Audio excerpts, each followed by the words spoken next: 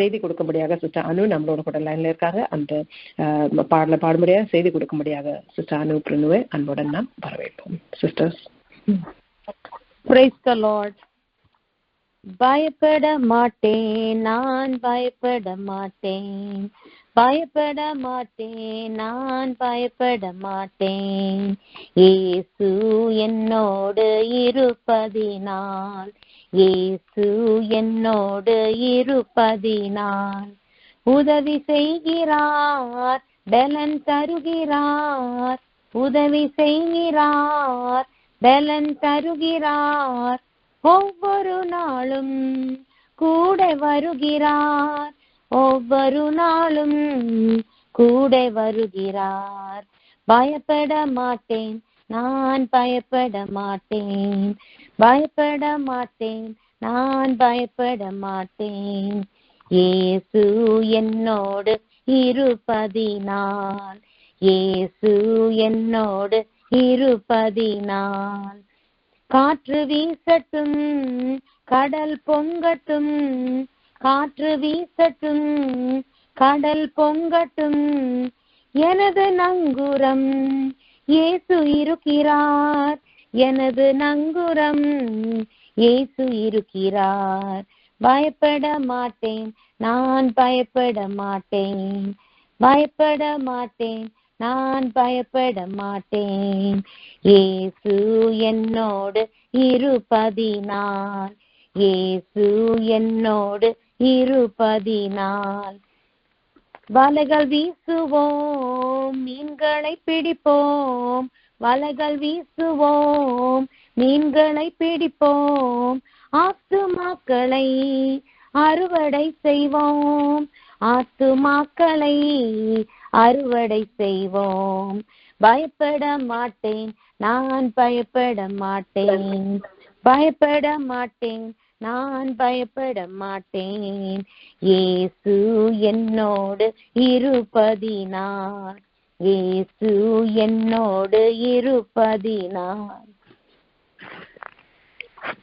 உலகில் இருக்கிற அழகை விட, உலகில் இருக்கிற அழகையை விட என்னில் இருப்பவர் மிகவும் பெரியவர், என்னில் இருப்பவர் மிகவும் பெரியவர்.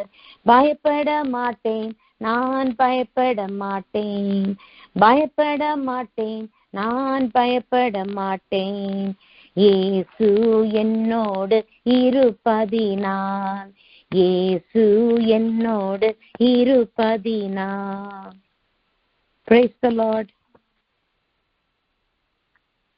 Hallelujah. Praise the Lord. இந்த நல்ல நேரத்துக்காக ஆண்டவருக்கு நன்றி செலுத்துகிறேன். இன்று நம் தியானத்துக்கு பார்க்க போகிற காரியம் வேதவசனத்துல சங்கீதத்திலிருந்து 46வது அதிகாரத்தை வாசிப்போம். Psalms 49, சங்கீதம் 46. யாராவது ஒருத்தர் வாசிங்க. தேவன் நமக்கு அடைக்கலமும் பலனும், ஆபத்து காலத்தில் அனுகூலமான துணையுமானவர். ஆகையால் பூமி நிலை மாறினாலும், மலைகள் நடுசமுத்திரத்தில் சாய்ந்து போனாலும், அதன் ஜலங்கள் கொந்தளித்து பொங்கி அதன் பெருக்கினால் பர்வதங்கள் அதிர்ந்தாலும் நாம் பயப்படும். ஒரு நதி உண்டு, அதன் நீர்க்கால்கள் தேவனுடைய நகரத்தையும் உன்னதமானவர் வாசம் பண்ணும் பரிசுத்த ஸ்தலத்தையும் சந்தோஷிப்பிக்கும்.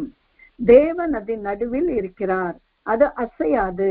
அதிகாலையிலே தேவன் அதற்கு சகாயம் பண்ணுவார். ஜாதிகள் கொந்தளித்தது, ராஜ்யங்கள் தத்தளித்தது. அவர் தமது சத்தத்தை முழங்க பண்ணினார், பூமி உருகி போயிற்று. சேனைகளின் கர்த்தர் நம்மோடு இருக்கிறார், யாக்கோபின் தேவன் நமக்கு உயர்ந்த அடைக்கலமானவர். பூமியிலே பால் கடிப்புகளை நடப்பிக்கிற கர்த்தருடைய செய்கைகளை வந்து பாருங்கள். அவர் பூமியின் கடைமுனை மட்டும் யுத்தங்களை ஓய பண்ணுகிறார். வில்லை ஒடித்து ஈட்டியை முறிக்கிறார், ரதங்களை நெருப்பினால் சுட்டெரிக்கிறார். நீங்கள் அமர்ந்திருந்து நானே தேவன் என்று அறிந்து கொள்ளுங்கள். ஜாதிகளுக்குள்ளே உயர்ந்திருப்பேன், பூமியிலே உயர்ந்திருப்பேன். சேனைகளின் கர்த்தர் நம்மோடு இருக்கிறார், யாக்கோபின் தேவன் நமக்கு உயர்ந்த அடைக்கலமானவர். ஆமென். Praise the Lord. Hallelujah. இந்த வேத வசனம் வந்து கடந்த வாரம் வந்து நான் ஜெபித்து கொண்டிருக்கும் போது எனக்கு ஆண்டவர் இந்த அதிகாரத்தை தந்தார். ரொம்ப மனம் உருகி நான் ஜெபித்தேன், இந்த உலகத்துக்காக ஜெபித்தேன். என்னன்னா, நம்ம எங்கெல்லாம் நம்ம பார்க்கிறோம், என்னெல்லாம் காரியங்கள் பார்க்கிறோம். யுக்ரைன்ல கூட வார் நடந்தது, அதுக்கப்புறம் வந்து இஸ்ரேல்ல வந்து இவ்வளவு வார் நடக்குது. அப்ப இதெல்லாம் பார்க்கும்போது எனக்கு ரொம்ப மனசு அப்படியே ஒடிஞ்சு நான் ஜெபிச்ச போதுதான் ஆண்டவர் வந்து எனக்கு இந்த அதிகாரத்தை தந்தார். அதெல்லாம் ஆண்டவர் வந்து எல்லாம் சாந்தமாக மாற்றுவார். ஆண்டவரால் கூடாத காரியங்கள் ஒன்றுமே இல்லை, அது சாந்தமாக மாற்றுவார். அப்ப நாம செய்ய வேண்டியது என்னன்னா, மௌனமாக இருங்க. நம்ம வந்து பயப்பட வேண்டிய அவசியமே இல்லை. ஆண்டவர்ல வந்து எல்லா காரியத்தையும் வைத்து விட்டுட்டு நம்ம மௌனமா இருந்தா போதும். அப்ப நாம செய்ய வேண்டிய காரியங்களை வந்து ஆண்டவர்கிட்ட வந்து ஓடி செல்லணும். ஆண்டவர்கிட்ட அவரோட பாதத்துல வீழ்ந்து நம்ம அழுது ஜெபிக்கும் போது அவர், நான் பாத்துக்கிறேன், நாம ஒண்ணுமே செய்ய வேண்டிய அவசியமே இல்லை. நாம அவருக்கு வந்து நம்ம எல்லாவற்றையும் நம்ம அவர்கிட்ட சொல்லும் போது, ஆண்டவர்கிட்ட சொல்லும் போது, நம்ம விண்ணப்பத்தை எல்லாம் ஆண்டவருக்கு நம்ம தெரிய வைக்கும் போது ஆண்டவர் என்ன சொல்லிக்கிறாருன்னா, மௌனமாக இரு. அதுதான் இப்ப சிஸ்டர் வாசித்தாங்க. அப்ப இந்த லோகத்துல என்னெல்லாம் காரியங்களும் நடக்கும், எல்லாம் அழிந்து போகும், லோகமே அழிந்து போகும், மலைகள் எல்லாம் சமுத்திரத்துல அப்படியே முங்கி போயிடும். அப்படி பல காரியங்கள் நடந்திருந்தாலும் நாம வந்து எப்படி இருக்கணும்னா, ஆண்டவருக்குள்ள அமைதியாக இருக்கணும். நம்ம ஜெபித்து ஆண்டவருக்குள்ள காத்து இருக்கும் போது அவர் வந்து இது எல்லாற்றையும் அகற்றவும் இதையெல்லாம் சாந்தமாக்குறதுக்கும் ஆண்டவர்கிட்ட அந்த பெரிய அதிகாரம் இருக்கு. ஆண்டவர்கிட்ட அந்த அதிகாரம் இருக்கு. அது மாதிரிதான் நம்ம வாழ்க்கையில வந்து இந்த வசனத்தை வாசிக்கும் போதே நமக்கு தெரியும், ஆண்டவர் கையில தான் எல்லாமே இருக்கு. அவருக்கு வந்து எல்லாமே செய்ய முடியும். அப்போ இது ஒரு நல்ல ஒரு தைரியம் தருகிற ஒரு வசனம். அதனாலதான் நான் வந்து இத குறித்து நான் வாசிச்சுட்டு இருக்கும் போதுதான் எனக்கு வந்து நல்ல ஒரு சமாதானம் எனக்கு கிடைச்சது. அப்போ இதே மாதிரி வேற ஒருத்தர் வந்து இந்த உலகத்துல ஒரு பெரிய ஒரு ஆளுதான் மார்ட்டின் லூத்தர்.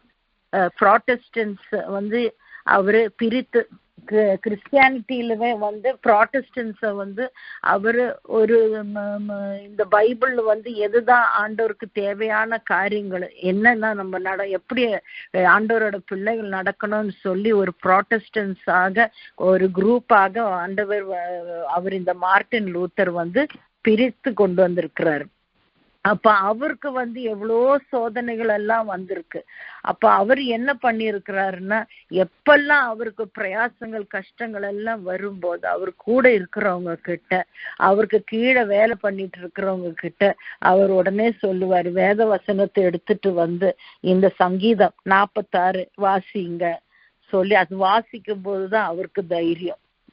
அதனாலதான் அவர் சொல்ற இந்த வசனம் வந்து அவருக்கு மருந்தாக இருக்கிறது. அவர் அப்படியே உள்ள ஒடிந்து போகிற நேரத்துல இந்த வசனங்கள் வந்து அவருக்கு மருந்தாக இருக்கிறது. அப்போ இது அவ்வளோ ஒரு ஒரு அப்பேற்பட்ட ஒரு சங்கீதம். அது வந்து இந்த சங்கீதம் யாரு எழுதுனாங்கன்னு இதுவரை கண்டுபிடிக்கவே முடியல. ஆனா ஆண்டவரோட வார்த்தைகள் தான் இது. ஏன்னா நமக்கு சங்கீதம் சொல்லும் போது நம்ம எல்லாமே தாவீது எழுதுனதான் நாம நினைக்கிறோம். ஆனா இந்த சங்கீதம் வந்து எவ்வளவு ரொம்ப பழையதான ஒரு காரியம். இது 46 சங்கீதம். அது வந்து யார் எழுதினது அவங்களுக்கு தெரிய வரல, இதுவரை தெரியாது யாரு எழுதுனது. ஆனாலும் இது வந்து ஆண்டவர் தான் எழுத வைத்திருக்காங்க. ஆனா சிலவங்க சொல்றது வந்து கிங் ஹெசேக்கியல் ராஜாவு இருந்த காலத்துலதான் இந்த சங்கீதம் எழுதப்பட்டிருக்கு. அதனால கிங் ஹெசேக்கியல் தான் எழுதியிருக்குன்னு சொல்லி நினைக்கிறாங்க.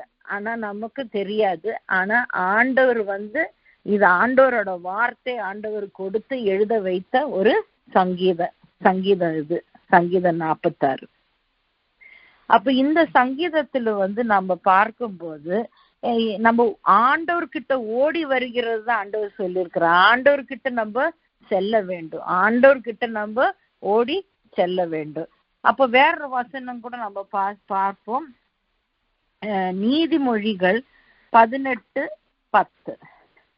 Proverbs 18:10.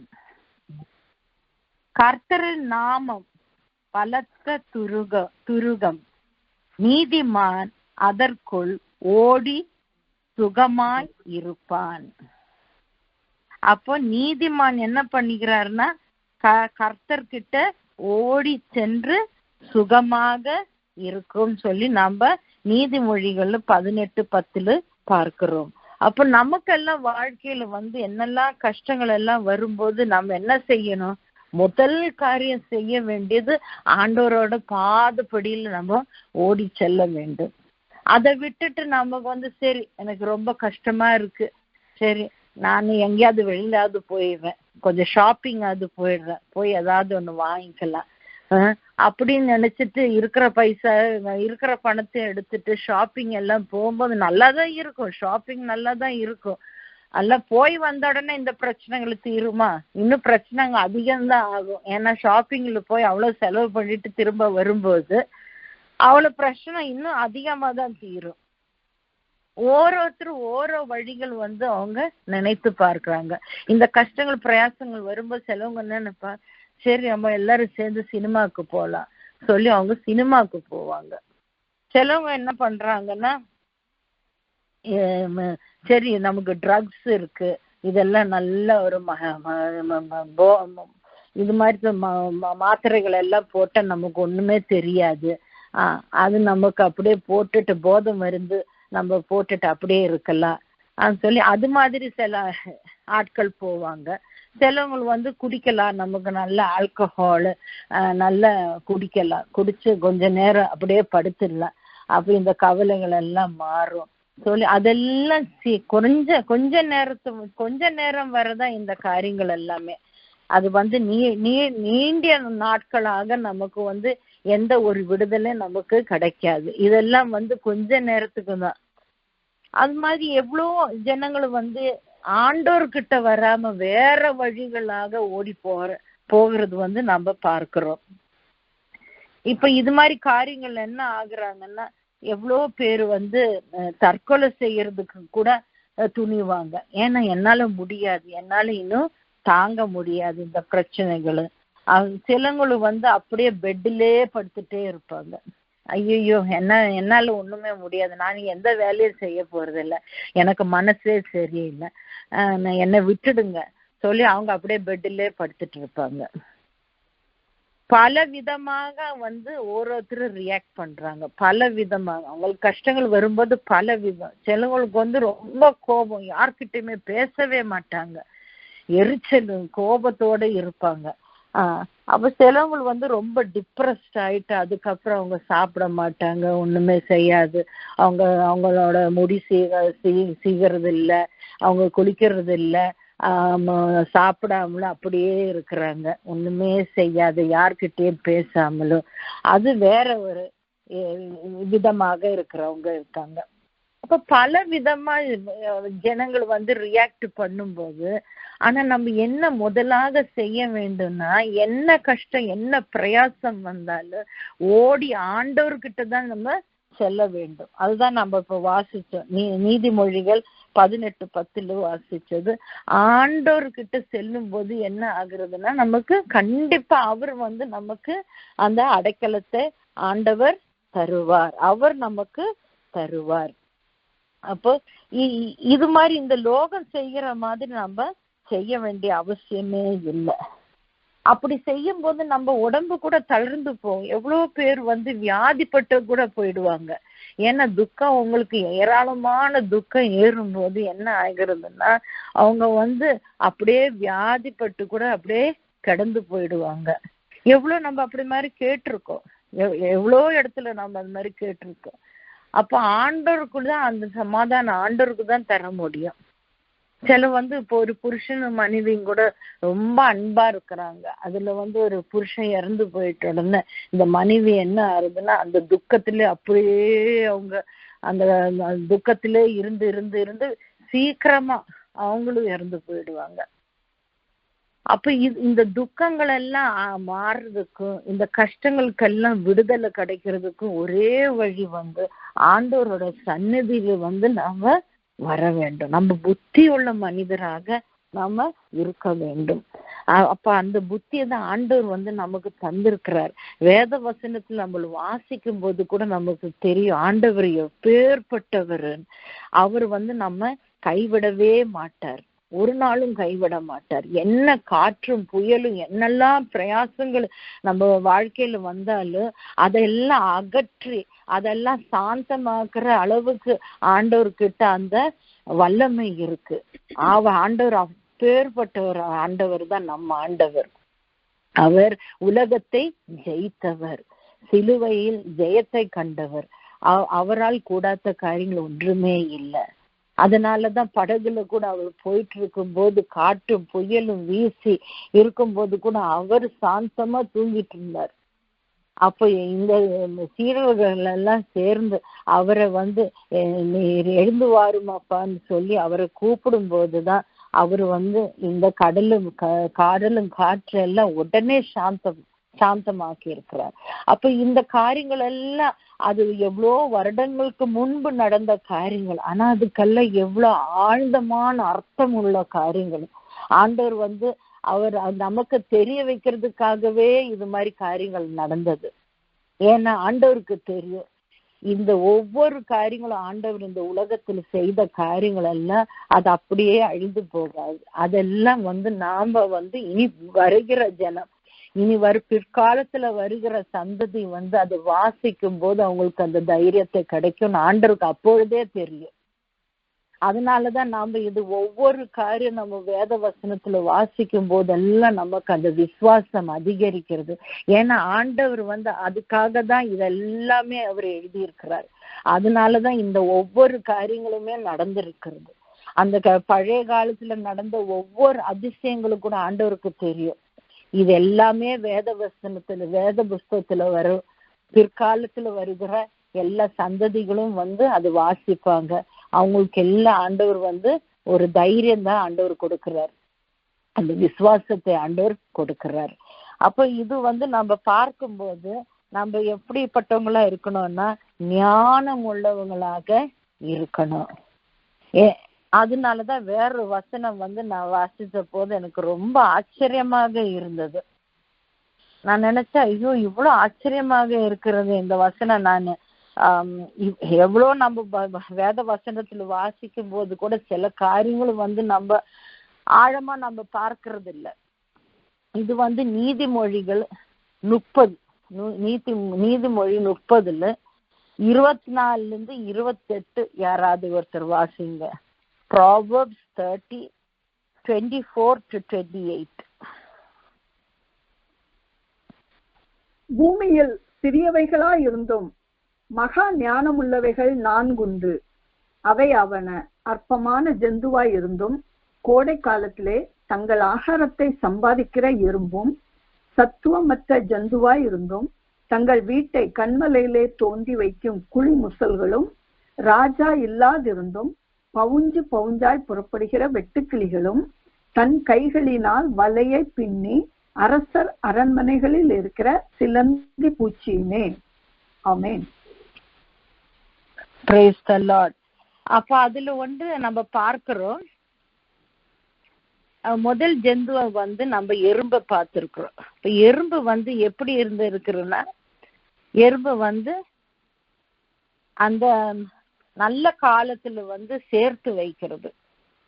அப்ப இந்த சம்மர்ல சேர்த்து வைக்கும் போது அந்த வின்டர் குளிரான காலத்துல அதுக்கு தேவையாக இருக்கிறதுக்காக ஆகாரத்தை முன்னாடியே அதுக்கு தெரியும் வேற காலம் வரப்போறது தெரிய அதற்கு முன்பாகவே எல்லாம் சேர்த்து வைக்கிற ஒரு ஞானம் அவ்வளோ சிறிய ஒரு ஜந்து, அது ஒரு சிறிய ஒரு பிராணிக்கு அந்த எறும்புக்கு அந்த பெரிய ஞானம் ஆண்டவர் கொடுத்திருக்கிறார். அப்ப ரெண்டாவது நம்ம பார்த்திருக்கிறது வெட்டுக்கிளிகள். வெட்டுக்கிளிகள் எப்படின்னா, அதற்கு ராஜாவே கிடையாது. வெட்டுக்கிளிக்கு ராஜாவு இல்லாதே அதெல்லாம் ஒன்னாக யாரும் இல்ல, ஒரு அதிகாரமா சொல்றதுக்கும் எந்த ஆர்டர் கொடுக்கறதுக்கு யாரும் இல்லைன்னா கூட அவங்க எல்லாம் ஒரே ஆர்டரா அப்படி எல்லாரும் ஒன்னா யுனைட்டடா எல்லாம் ஒன்னா ஒரு குரூப்பாக போகிறது பார்க்கிறோம். வெட்டுக்கிளிகளுக்கு யாரும் முன்னே நின்று நீங்க இந்த வழிய வாங்க, இந்த இடத்துக்கு வாங்க, நான் சொல்றது வரை கேளுங்கன்னு சொல்லி அவங்கள அப்படி நடத்துறதுக்காக அவங்களுக்கு ஒரு ராஜா இல்லாமல் இருந்தா கூட அது அப்படியே கரெக்டா அவங்களெல்லாம் ஒன்னா சேர்ந்து ஒற்றுமையோட போகிறது பார்க்கிறோம். அப்போ அவங்களுக்கு அந்த ஞானத்தை ஆண்டவர் கொடுத்திருக்கிறார்.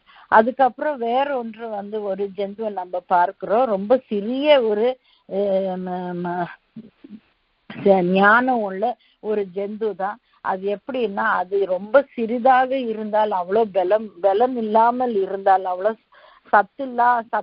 சத்து இல்லாமல் இருந்தாலும் அது இந்த எல்லா கல்லுகளுக்கு நடுவுல, எல்லா ராக்ஸுக்கு நடுவுக்குள்ள அது தங்கி அப்படியே அதோட வீடு அதுக்கு இந்த ராக்ஸுக்கு நடுவுல இருக்கிற அந்த கேப்ல அது வீடு வச்சு அவ்வளவு ஞானத்தோட அது ஜீவிக்கிறதே நாம பார்க்கிறோம்.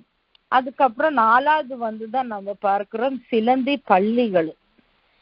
இதெல்லாம் சிறிய ஜந்துக்கள் தான். ஆனாலும் அது எப்படின்னா, ராஜாவின் பெரிய அரண்மனையில தங்கும்படி அது அவங்களுக்கு அந்த ஞானத்தை ஆண்டவர் கொடுத்திருக்கிறார். சிலந்தி வலை சிலந்தி அத வலைய வீசி அது செய்யறதுக்காக அதுக்கு ஞானம் ஆண்டவர் கொடுத்திருக்கிறார். அப்ப நமக்கு ஆண்டவர் என்ன ஞானத்தை கொடுத்திருக்கிறார்னா, இந்த வேத வசனம் மூலம் ஆண்டவர் நமக்கு ஞானத்தை கொடுத்திருக்கிறார். அப்ப அந்த ஞானத்தை நம்ம விட்டுட்டு வேற காரியங்கள்ல நம்ம ஓட வேண்டிய அவசியமே இல்லை, நமக்கு தேவையே இல்லை. நமக்கு நம்ம இந்த ஜந்து மாதிரி ஒரு சின்ன பிராணியாக நம்ம இருக்கிறது இல்லை. ஆனா நம்ம ஆண்டவரோட ரூபத்திலே ஆண்டவர் நம்மை உண்டாக்கி இருக்கிறார். அவரோட ரூபத்திலே ஆண்டவர் நம்ம உண்டாக்கி இருக்கிறார். அப்போ அவருக்கு எவ்வளவு பெரிய ஞானம், ஆண்டவரோட ஞானம் நம்மளால அளக்கவே முடியாது. அப்புறம் அவரோட ரூபத்திலே நம்மை உண்டாக்கி இருக்கும் போது நமக்கு கொஞ்சமாவது ஒரு ஞானம் நமக்கு தேவையான இருக்கிறது, கொஞ்சமாவது இருக்க வேண்டும்.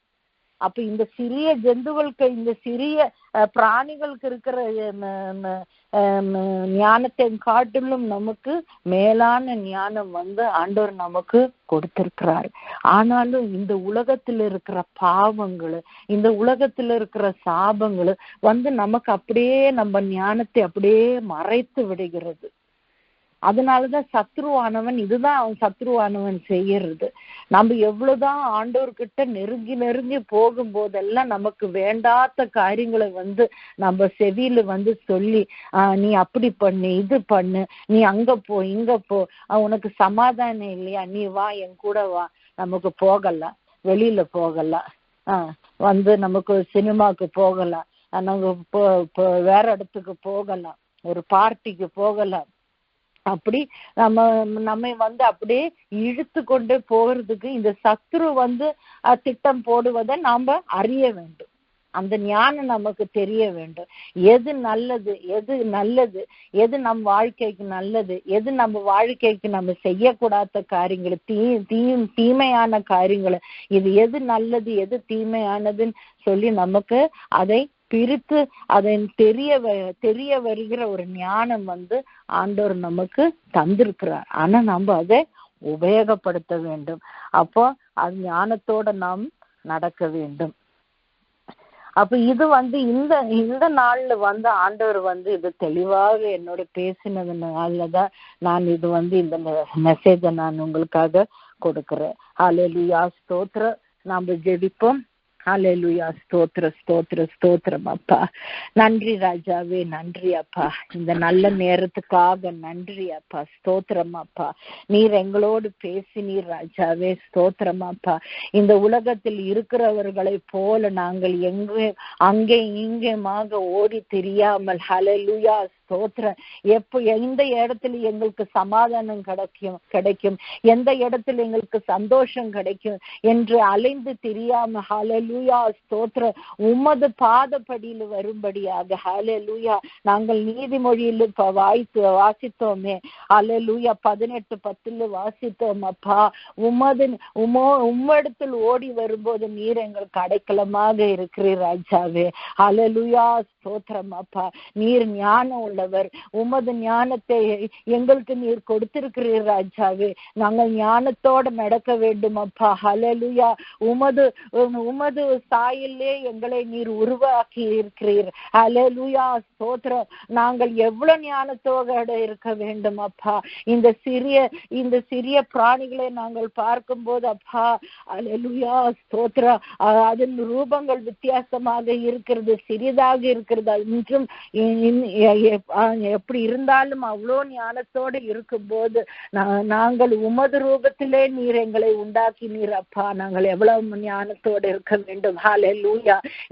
நாங்கள் இந்த நாள்ல அப்பா நாங்கள் எங்களை மன்னியும் ராஜாவே. இந்த நாட்கள் நாங்கள் ஜெபிக்கிறோம், எங்களை மன்னியும் அப்பா. நாங்கள் ஞானத்தோட நடக்க வேண்டும் ராஜாவே. ஹல்லேலூயா ஸ்தோத்திரம்.